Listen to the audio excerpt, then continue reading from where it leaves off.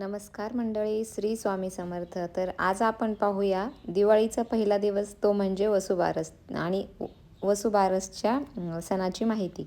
तर दिवाळीच्या उत्सवाची सुरुवात ही वसुबारसपासून होते आणि वसुबारस हा सण हिंदू संस्कृतीमध्ये गाय मातेला खूप महत्त्व आहे. त्यामुळे गाय वासराची पूजा करून हा सण साजरा होतो. तर सणाचं धार्मिक महत्त्व असं आहे, वसू म्हणजे गाय आणि बरस म्हणजे द्वादशी तिथी. या दिवशी गाय व वासराचे पूजन करून त्याचे आशीर्वाद घेतले जातात.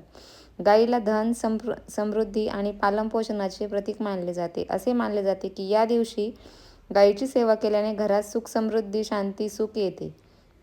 पूजनाची पद्धतही खूप सोपी आहे. सकाळी घर स्वच्छ करून गाय आणि वासराला म्हणजे अंघोळ वगैरे घालतात.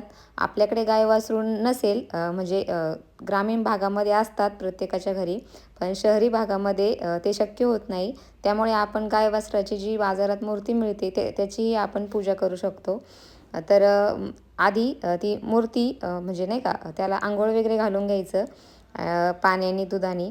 त्यानंतर फुलाचा हार, गंध, हळद, कुंकू लावून घ्यायचं आणि गाय व वासराच्या मूर्तीला गूळ, हरभरा, फळे इत्यादी नैवेद्य अर्पण करायचा. आणि आपल्याकडे जर गाय वासरू म्हणजे प्रत्यक्षात असेल तर त्यांना चारा, हरभरा, गूळ तसंच फळांचं नैवेद्य अर्पण करतात.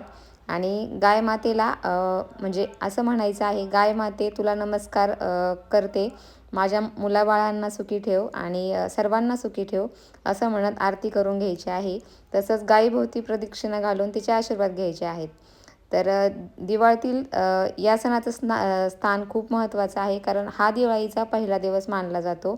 तसेच या सणाचा संदेश असा आहे, गाय ही आपल्या जीवनातील अन्न, शेती आणि संस्कृतीचा अविभाज्य भाग आहे. वसुबारस आपल्याला निसर्ग, प्राणी आणि देव याच्यातील एकात्मता स्मरण करून देतो.